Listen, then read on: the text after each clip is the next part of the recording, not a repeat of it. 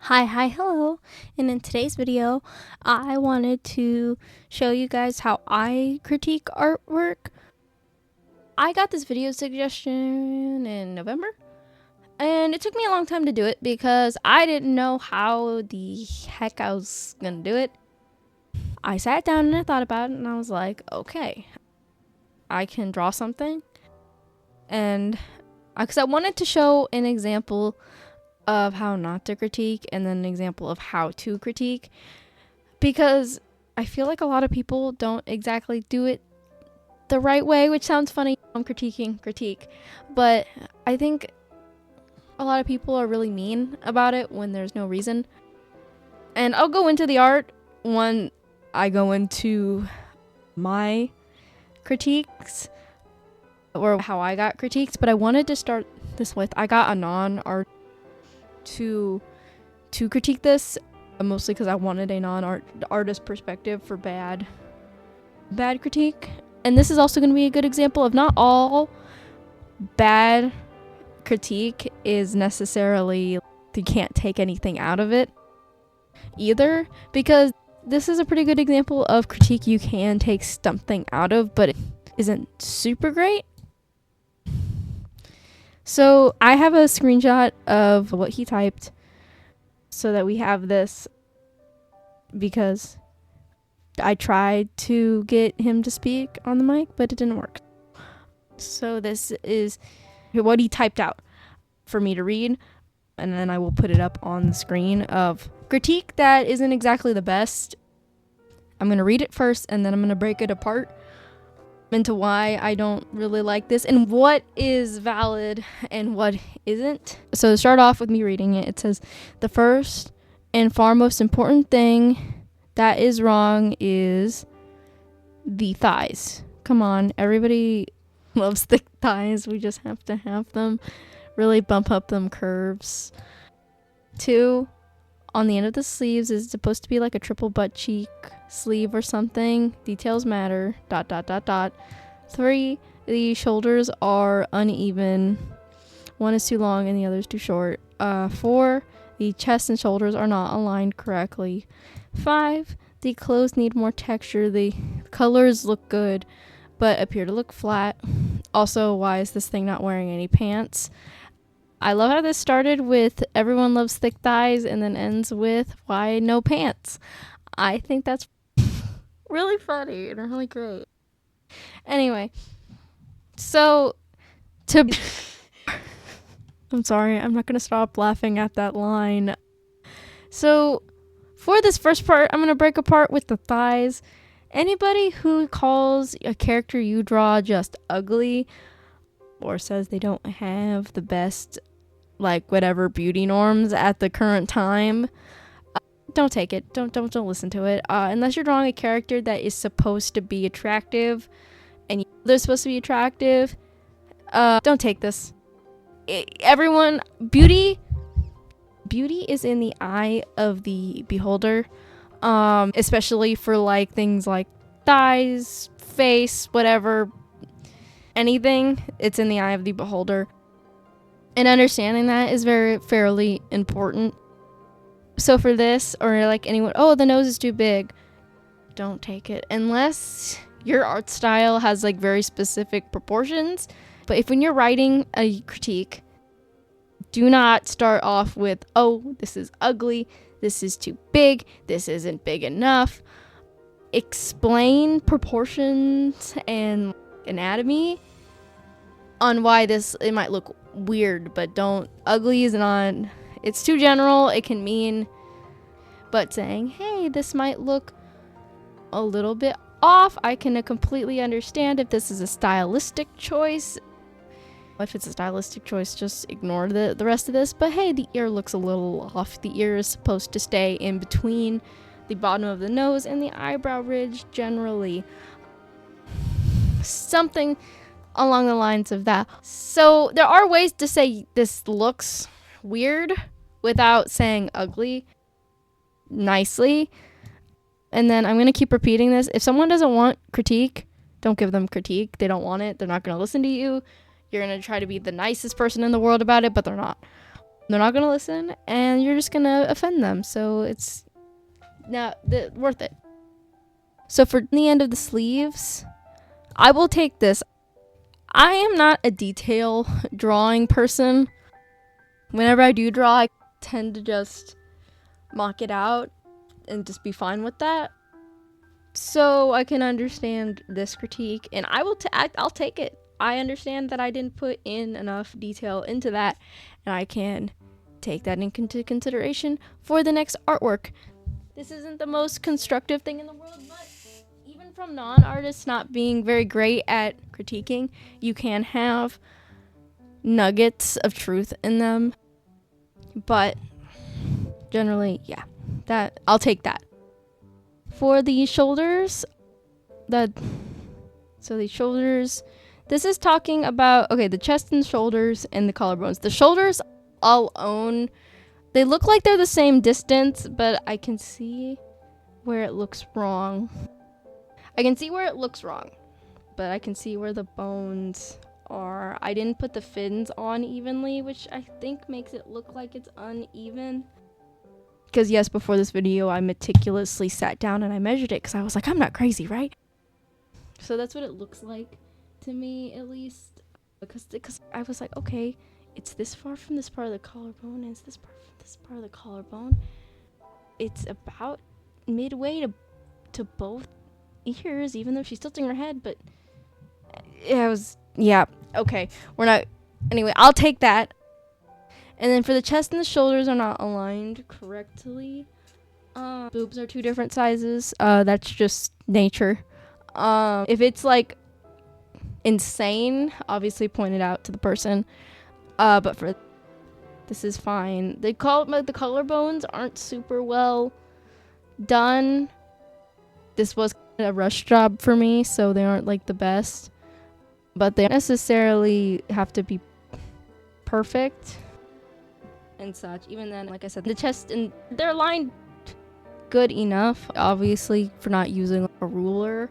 I could see where he was coming from when he was saying that with the way the shoulders and the collarbone are.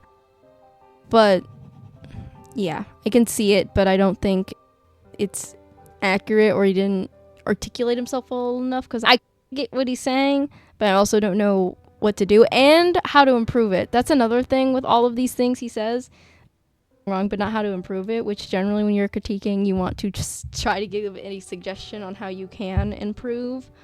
And then for the clothes needing more texture, I can agree. I was trying to go for a more shiny, translucent, like underwater creature look for the clothes. No organs or spine bones, because I wanted this to look like the reference I was using, which had none of those things in them. It was just the sculpture. The top of it was a normal lady.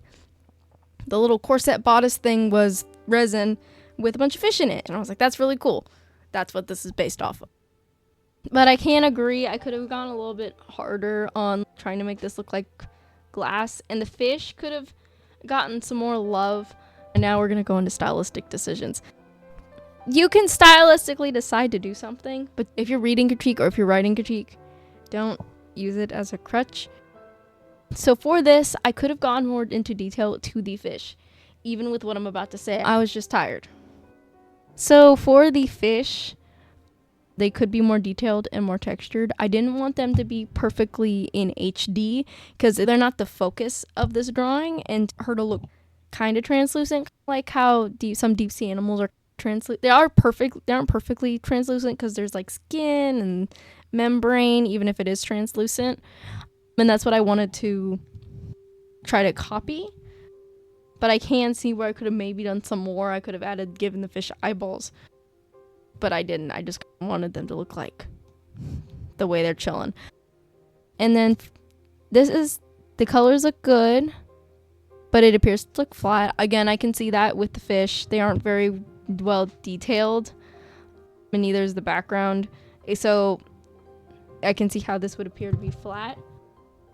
Like I said, I can take this. Like, this is all like, but you don't say how you should fix it. And then the last one, why not wearing pants? This goes into the same category as ugly.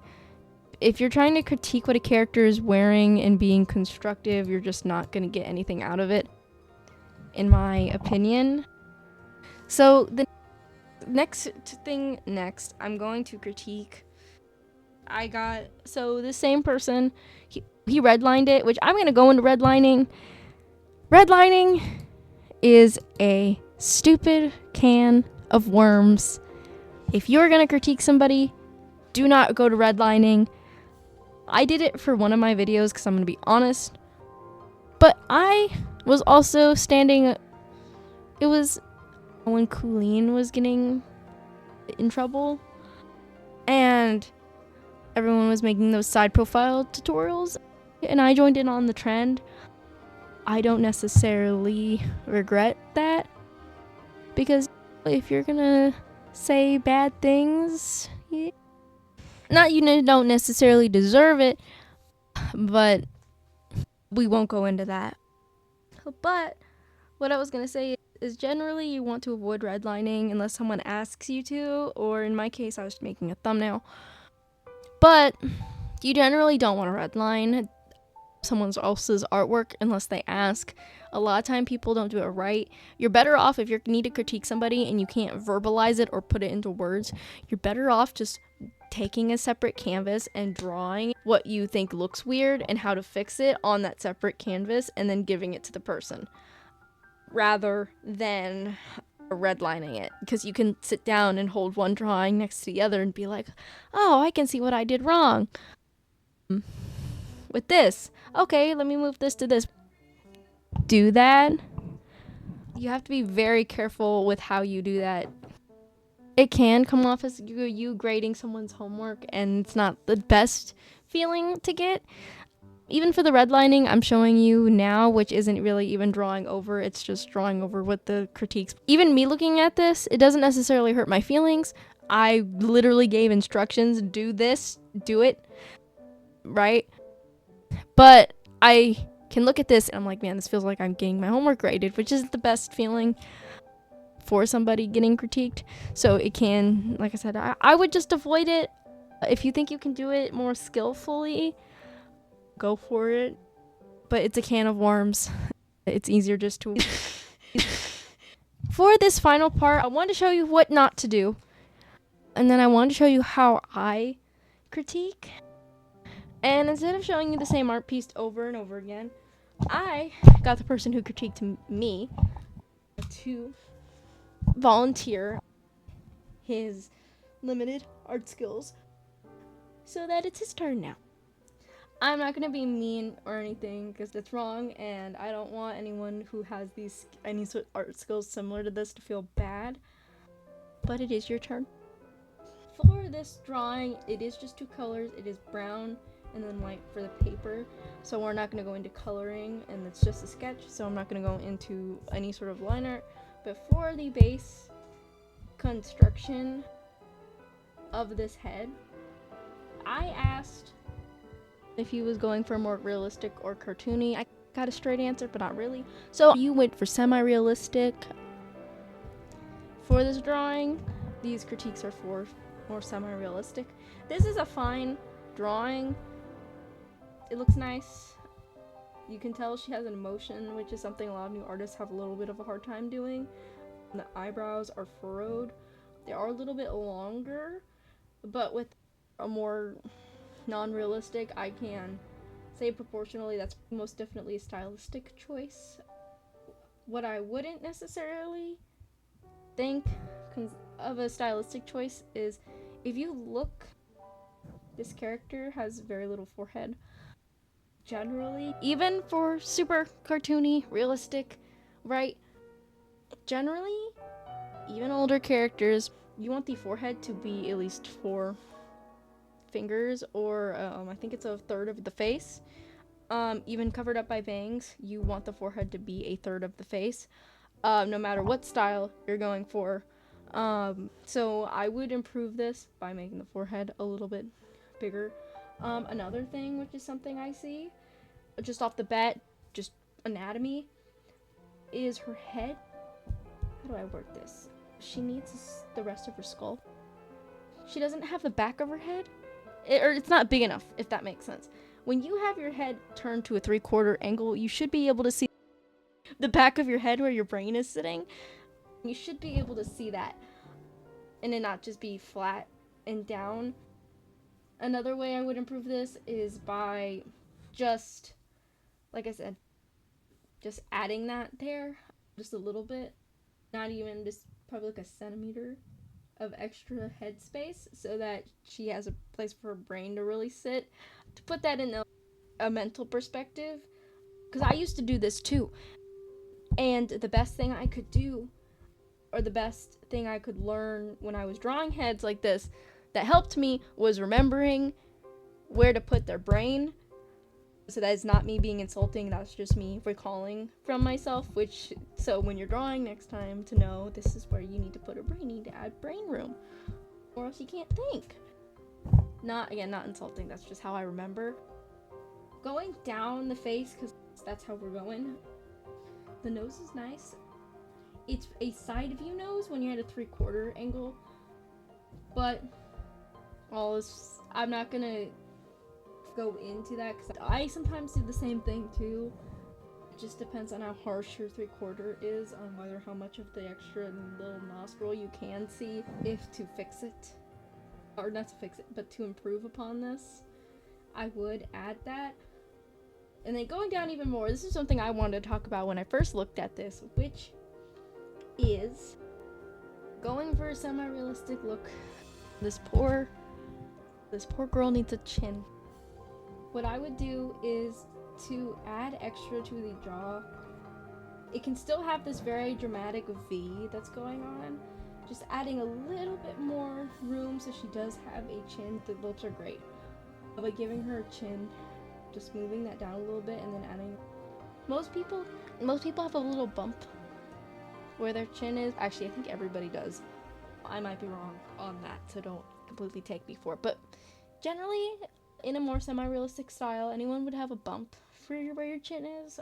Obviously, some people stylize it out like I do for the most part, unless you're seeing a face from the side. I will just delete the chin bump because it makes, for a more anime style, it can make things more awkward. But for this, which is not, I don't think this is going for a more anime style, I would move the chin down a little bit because the distance between the nose and the mouth is fine. Maybe move up the mouth a little bit, but for this, it's fine. Moving down the chin just a little bit and maybe filling out the cheek on the, it would be, you looking at the screen, it would be your left, I believe. Filling that out a little bit because there is bones in there just to help, like I said, the face look more into what I think you're going for. Obviously, filling that out a little bit, just because for a more semi-realistic style, which is what this person, I'm 90% sure he's going for.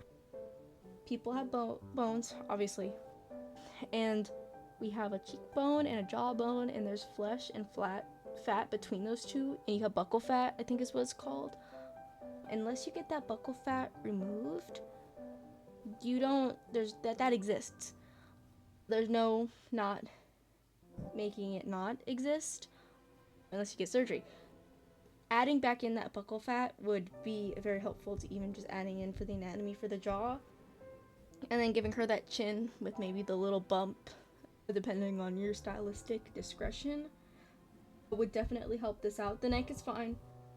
Like I said, semi-realistic. We don't have to go into how thick the neck should be, because for a semi-realistic style, the neck being super thick or not super thick is like a throw up in the air, depending on how realistic you're going. I know if my characters were in real life, their necks would just break, because I prefer thinner necks when I'm drawing characters. That's more of a discretion on how realistic you want to go. So I'm gonna leave that. The shading is fine. It could go harder, but this is just a sketch, so it doesn't need to. The hair is also fine. It could have more volume, but it doesn't have to. And then for the eyes, it's just, I know it's a stylistic thing for this person specifically whenever he does draw the 2 times a year to not add, either not add faces or not have pupils. So that, I know that for sure is a stylistic thing. So if you're critiquing someone and you know they do it as a stylistic thing, just like I said, I went over that because I know it's a stylistic thing and that he's not going to change that because it's a stylistic thing. For this, everything I said, I tried to keep it, like I said, I tried to keep things positive. I tried to do a critique sandwich or a positive, negative, positive sandwich with this. I also tried to explain how to fix what is wrong in quotations. This is the best way you can do critique, at least to me. I obviously don't want to run around telling people what to do. That's not my prerogative. I wanted to make this video more or less, so if you need to critique somebody, or someone wants to critique you, you know how to take it. You know what to take from it. What a valid critique is, at least from my standpoint, which is a valid critique is something where they say you can improve on this by blah blah blah. Take it, if it's a nugget of critique, oh, this looks off, take the nugget and maybe look for your answer. But the best form of critique is you can fix this by blah blah blah. You can use different analogies. It doesn't even have to be academic. Like I said, I used what I said mentally of where's her brain, because that's what I would say to myself whenever I would draw. And I realized that when I was drawing characters from a 3/4 angle, I wasn't giving them enough room for their brains. So I would say that as a reminder to myself and to them, as like a good way to remember not to be mean. And remembering that is very important. Same thing with the nose and like the eye of the forehead. Remembering those proportions when you're critiquing too, and remembering that they're stylistic proportions, but also they're just general rule proportions. Anything to do with the face can generally be said as the forehead rule. Generally, for 90% of art styles, the forehead rule is a thing. Another one that works for about 50% of art styles is the fist should be around the same, your open hand should be around the same size as their face proportionally. But this can change because there are art styles with really big hands and really big feet, so that can be subject to change depending on the style. But in general, that's a good rule to go by. Another good rule is in between the eyebrow and the bottom of the nose is where the ears should sit. They don't have to go all the way to the top of the eyebrow, the bottom of the nose, because not everyone's ears look like that, but everyone's ear sits in that range if you are an adult. But generally that's where it sits if you're a human. Obviously, things are subject to change if you're not drawing a human character, but there are some rules that can transcend style, some rules that don't. I'm not going to list them all here because I'm trying to keep this to be a relatively condensed video. If you want a part 2 of me going through all of the art rules that I do in my art, comment, go to my Discord server, do all that fun stuff. If you guys want me to do that, I will happily do that. I had a fun time even making this video because I love teaching people how to draw. I love making tutorials, but the only reason I don't make them is because they don't do as well as my other videos. So if I have an excuse to make more tutorials, I will. So yeah, I just wanted to thank you guys so much. I really appreciate it. If you stuck around for this long, I super appreciate it. Go ahead. If you want any questions, comment. I try to reply relatively quickly. I will try to reply to you as quickly as possible if you have any questions about anything in this video. All I want to do is help out you guys and help out the community. That is the main goal of this video, is to just help out the community and bring some positivity, because I feel like a lot of people critique and it's negative. But yeah, thank you guys so much for watching. Again, thanks for sticking around so long, and I will see you guys in the next video. Bye-bye!